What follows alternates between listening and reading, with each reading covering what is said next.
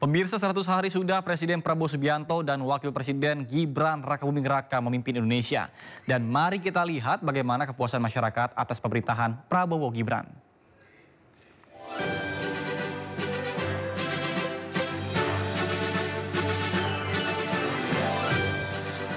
Pemerintah Prabowo Gibran genap 100 hari memimpin Indonesia.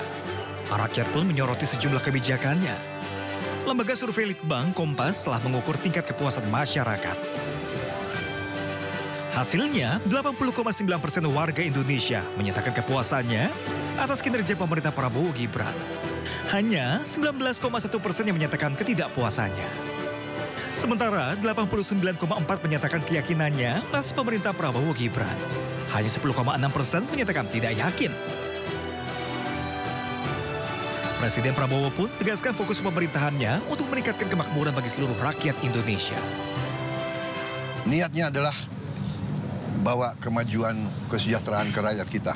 Niatnya hilangkan kemiskinan.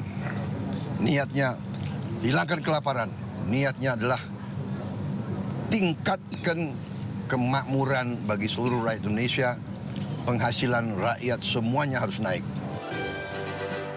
Tingkat kepuasan yang mencapai 80% ini sekaligus menjadi yang tertinggi dalam 10 tahun terakhir sejak Januari 2015. Meski belum sempurna, namun hasil survei menandakan rakyat optimis atas pemerintah Presiden Prabowo Gibran. Tim Liputan iNews melaporkan. Pemirsa, sejak dilantik pada 20 Oktober 2024 yang lalu, Presiden Prabowo Subianto aktif bertemu dengan pemimpin negara lain untuk memperkuat hubungan bilateral dan juga multilateral. Hal ini merupakan penumbuhan optimisme bahwa Indonesia mampu berperan dan berpartisipasi aktif dalam dinamika global.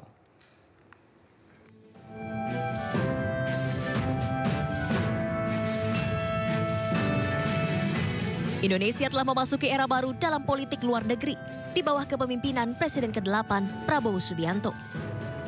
Sejak pemilihan Presiden 2024, Prabowo telah terlibat di luar negeri dengan para pemimpin asing dan menjadi salah satu Presiden Indonesia pertama yang memanfaatkan momentum selama masa transisi untuk memperkuat hubungan dengan mitra.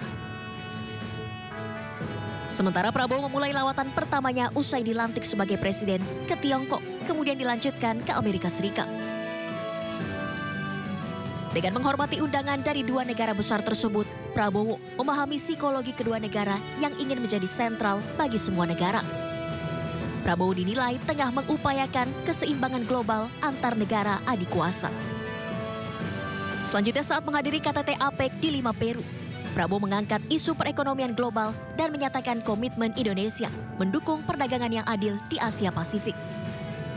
Dalam kunjungan ini, Prabowo sekaligus menerima penghargaan tertinggi dari pemerintah Peru, yaitu Grand Cross of the Order of the Sun of Peru atau El Sol del Peru dari Presiden Peru Dina Boluarte.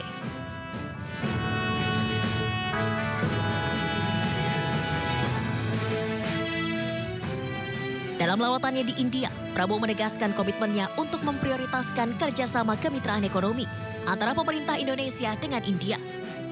Prabowo bahkan membuka peluang investasi pembangunan infrastruktur di Indonesia untuk memajukan perekonomian tanah air.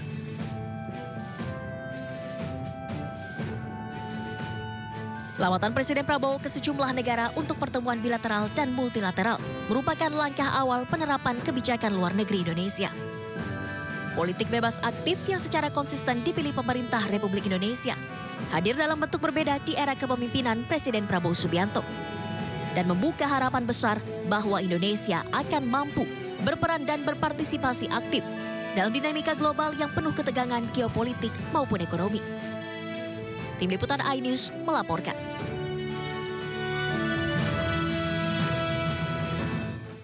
Pemirsa, ekonom senior Indef Didik Rahbini menilai capaian 100 hari pemerintahan Prabowo Gibran belum memperlihatkan strategi dalam mengejar target pertumbuhan ekonomi 8%. Indonesia dinilai akan terus tertinggal dari negara kawasan ASEAN jika pemerintah tidak bisa meyakinkan investor untuk menanamkan modal di industri dalam negeri.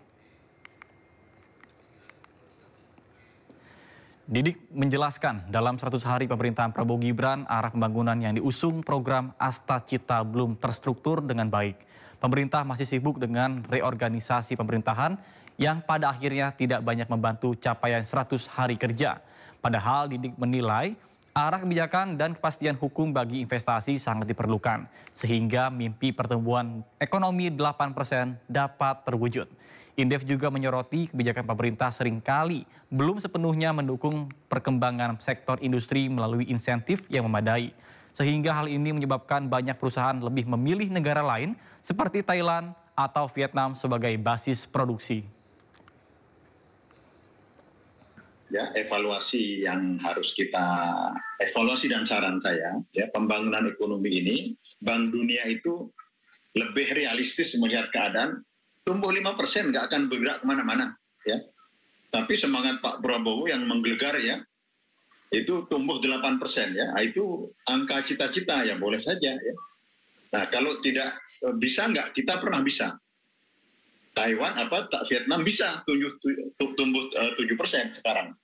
Dan investasinya kaitannya dengan hukum.